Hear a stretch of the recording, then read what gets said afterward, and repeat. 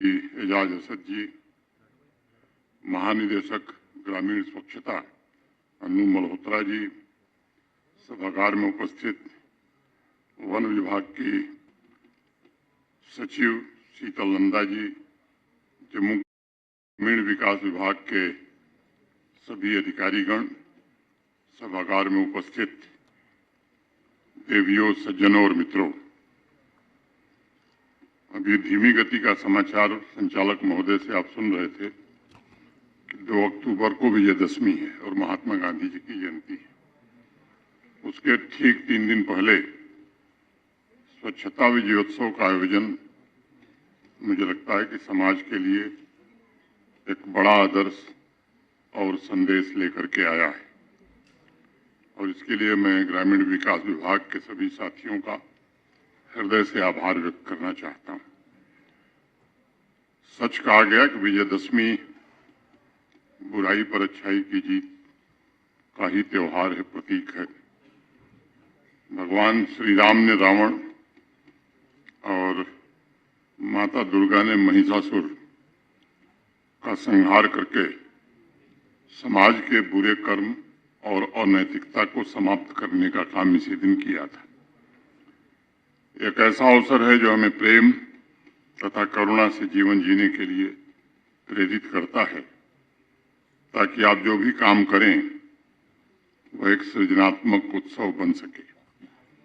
और इसीलिए स्वच्छता विजयोत्सव को मैं गंदगी पर सफाई की जीत के प्रतीक और समाज में उस आदर्श विचार के रूप में देखता हूं जो जम्मू कश्मीर में खुशहाली, उत्साह, उमंग और स्वच्छ वातावरण के निर्माण की दिशा में बढ़ाया गया एक कदम है। मुझे विश्वास है कि सेवा पर्व का यह अभियान समाज में एक ऐसी ताकत की निर्मिति करेगा जिससे सहयोग, नैतिक मूल्यों और सकारात्मक कार्यों की भावना को स्थापित किया जा सकेगा। मैं फिर से ग्रामीण विकास विभाग के सभी साथियों को बधाई देता हूं, जिन्होंने कोशिश की है इस अभियान के द्वारा स्वच्छता को एक उत्सव के रूप में मनाने का, ताकि जम्मू कश्मीर के निवासियों की भागीदारी अधिक से अधिक इस कार्यक्रम में बढ़ सके। मित्रों, रावण का वध करने के पश्चात प्रभु श्री राम जब अयोध्या लौटने की तैयारी कर रहे थे, तब अयोध्या के नागरिकों ने मिलकर के अयोध्या को बहुत ही खूबसूरत ढंग से सजाने का काम किया था। रामचरितमानस में गोस्वामी तुलसीदास ने इसका वर्णन भी किया और कहा कि नगर की गलियों को सुगंधित द्रव्यों से सींचा गया, घरों के दरवाजों पर चित्रकारी की गई और चारों तरफ साफ सफाई हुई। और रामचरितमानस में गोस्वामी तुलसीदास जी लिखते भी हैं कि कंचन कलश विचित्र संवारे, समय धरे सज निज निज द्वारे, बंधन वार पताका केतु, सबहि बनाए मंगल हेतु। मैं स्वच्छता के प्रति अपने प्राचीन परंपरा, सामूहिक भागीदारी के सांस्कृतिक आध्यात्मिक उदाहरण के तौर पर इस चौपाई को मानता हूं, देखता हूं। और मुझे लगता है कि हर एक नागरिक का यह कर्तव्य है कि वह जहां रहता है, अपने गांव में, अपने शहर में, साफ सफाई में वो भी थोड़ा समय, थोड़ा श्रम अपना लगावे। 17 सितंबर से शुरू हुए सेवा पर्व के माध्यम से भारत के आदरणीय प्रधानमंत्री श्रीमान नरेंद्र मोदी जी ने भी यही प्रयत्न किया है कि गांव के नागरिक मिलकर सामुदायिक भागीदारी से स्वच्छता की संस्कृति को देश में बढ़ावा दें और राष्ट्र निर्माण के इस महत्वपूर्ण काम में भागीदार बन सके। मेरा आप सबसे निवेदन है कि सेवा पर्व को आइसोलेशन में यानी सामान्य जीवन से बिल्कुल अलग थलग करके देखने की जरूरत नहीं है। ये जीवन का एक इंटीग्रल पार्ट बन जाए, ये कोशिश हमें करने की जरूरत है। यह अभियान राष्ट्र की व्यापक नीतियों से जुड़ा हुआ है। राष्ट्रीय विकास, एकता और स्थिरता के व्यापक लक्ष्यों में योगदान देने की क्षमता इसमें है। इसका मुख्य उद्देश्य एक समेकित राष्ट्रीय पहचान भारत की बनाना है, ताकि सबका कल्याण और खुशहाली सुनिश्चित की जा सके। मैं सभी नागरिकों से निवेदन करूंगा कि जन भागीदारी के तहत महत्वपूर्ण जो इनिशिएटिव्स लिए गए उसमें भाग लेकर के विकसित भारत का संकल्प जो देश ने लिया है, इस लक्ष्य में योगदान देने में अपनी भूमिका भी तय करें। आप हमेशा इस बात को ध्यान रखें, शिक्षा, आर्थिक विकास और सामाजिक कल्याण, ग्रामीण विकास, शहरी विकास, स्वास्थ्य सेवा की पहल एक न्याय संगत और समावेशी समाज के निर्माण के अभिन्न अंग के रूप में देखी जाती है और हमें इसके लिए काम करने की आवश्यकता है। इसलिए हर एक अभियान में हम समर्पित होकर के अपना योगदान दें, ये बड़ा आवश्यक है। मैं सेवा पर्व और रूरल डेवलपमेंट डिपार्टमेंट के इनिशिएटिव की बात करूं, इसके पहले जम्मू कश्मीर में जो भयंकर प्राकृतिक आपदा अगस्त महीने में आई, जिससे बड़ी मात्रा में जान, माल, घर, आजीविका का भारी नुकसान झेलने वाले, अपने परिजनों को खोने वाले उन सभी परिवारों के प्रति अपनी ओर से, आप सबकी ओर से गहरी संवेदना व्यक्त करना चाहता हूं और उनसे कहना चाहता हूं कि भारत के गृह मंत्री जी स्वयं आए थे, अपनी आंखों से आकलन किया। भारत सरकार की एक वरिष्ठ अधिकारियों की टीम भी आई थी। उस टीम ने भी विभिन्न जनपदों का दौरा करके और जम्मू कश्मीर प्रशासन के अधिकारियों की मदद से एक आगणन तैयार किया गया है कि नुकसान कितना हुआ है। भारत सरकार, मैं पूरी तरह से आश्वस्त हूं कि जम्मू कश्मीर को पुनः अपने विकास को स्थापित करने के लिए भारत सरकार पूरा मदद करेगी।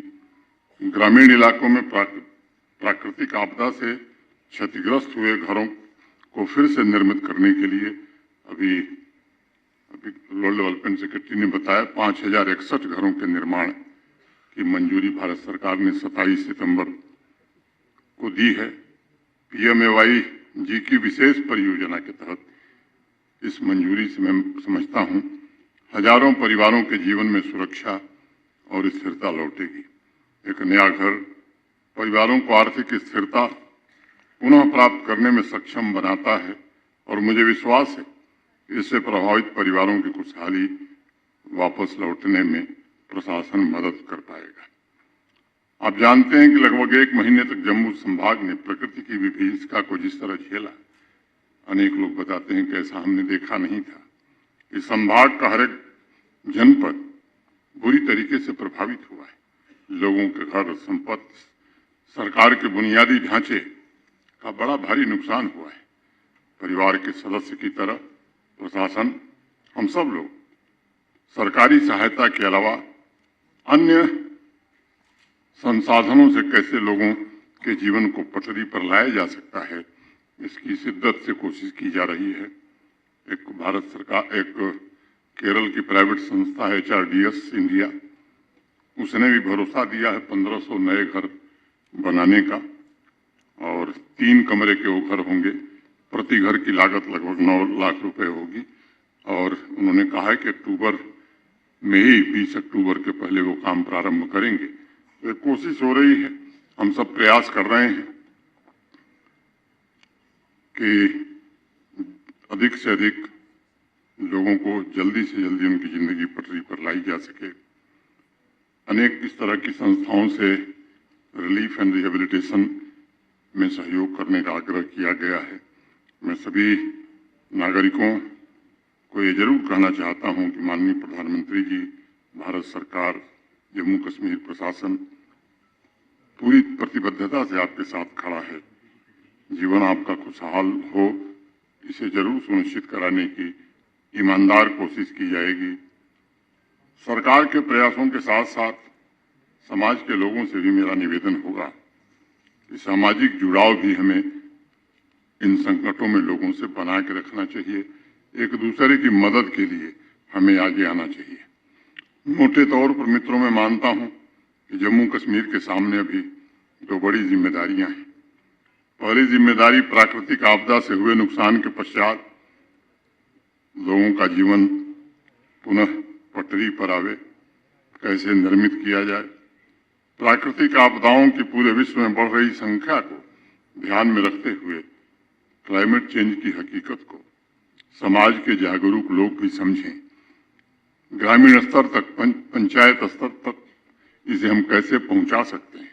ये सच है कि ऐसी प्राकृतिक विपदा जम्मू संभाग ने पहले कभी नहीं देखी थी, इसलिए नुकसान भी ज्यादा हुआ है। 4000 से ज्यादा घर नष्ट हुए हैं। 3237 किलोमीटर से ज्यादा सड़कें पूरी तरह क्षतिग्रस्त हो गई हैं। 70 से ज्यादा बड़े पुलों का नुकसान हुआ है। पावर सप्लाई, पावर का infrastructure, water supply schemes, school, health infrastructure, अनेक सरकारी भवनों को नुकसान हुआ है।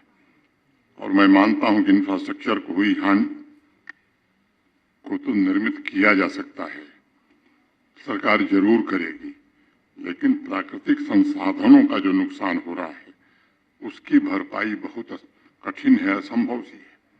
और इसलिए प्रशासन के साथ साथ जम्मू कश्मीर के नागरिकों से भी मेरा निवेदन होगा कि हमारी भी एक नैतिक जिम्मेदारी है अपनी नदियों के किनारे, वाटर बॉडीज के किनारे इंक्रोचमेंट करके जब घर बनता है तो तात्कालिक लाभ तो हमें मिलता है, लेकिन इस तरह की प्राकृतिक आपदा में अपने ही लोगों को हम खो देते हैं।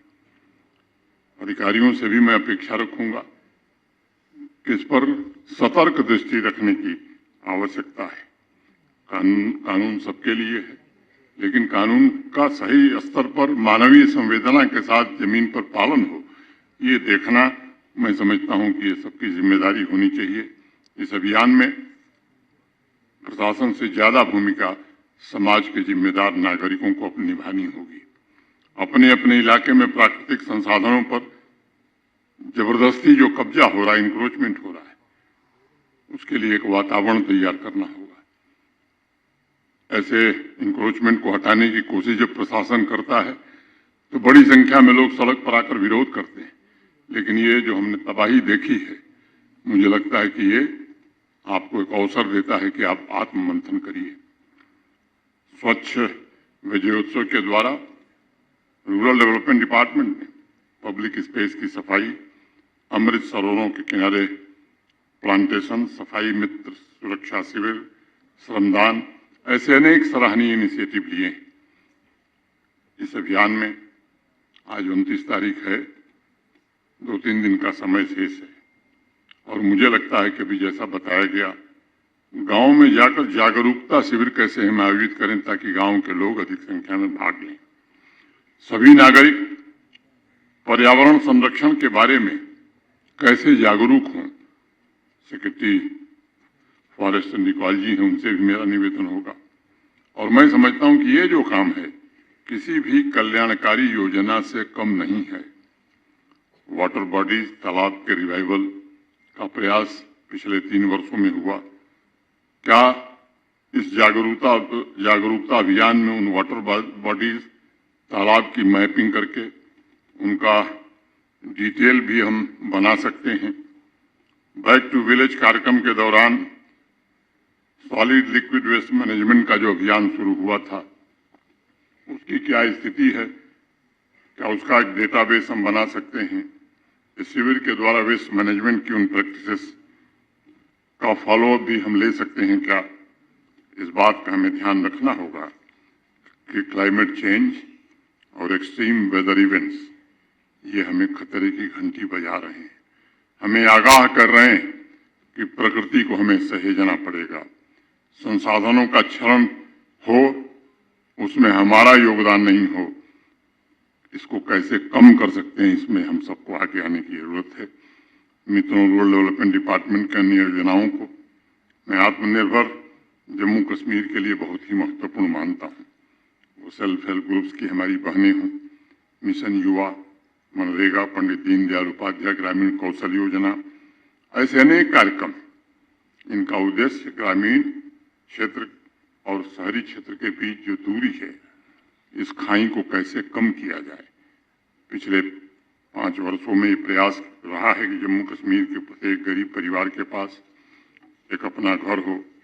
इस दिशा में भारत सरकार की मदद से, जैसा मुझे बताया गया है, कि लगभग 90% से ज़्यादा सैचुरेशन हो चुका है। जम्मू कश्मीर में भूमिहीन गरीब परिवारों के लिए 5 मरला जमीन देने की शुरुआत 2023 में हुई थी, जिनको प्रधानमंत्री आवास योजना ग्रामीण के अंतर्गत मकान बनना था। 94,000 सेल्फ हेल्प ग्रुप की हमारी बहनें, जो करीब 7.5 लाख से ज़्यादा इस ग्रुप से जुड़ी हुई हैं, इन्होंने जम्मू कश्मीर के आर्थिक विकास में अपना बड़ा योगदान दिया है। ऐसे अनेक इनिशिएटिव लिए गए हैं जिससे ग्रामीण नागरिकों के जीवन की गुणवत्ता में सुधार हो सके। आज हर पंचायत में युवा एंटरप्रेन्योर हम जब जाते हैं तो दिखाई पड़ते हैं।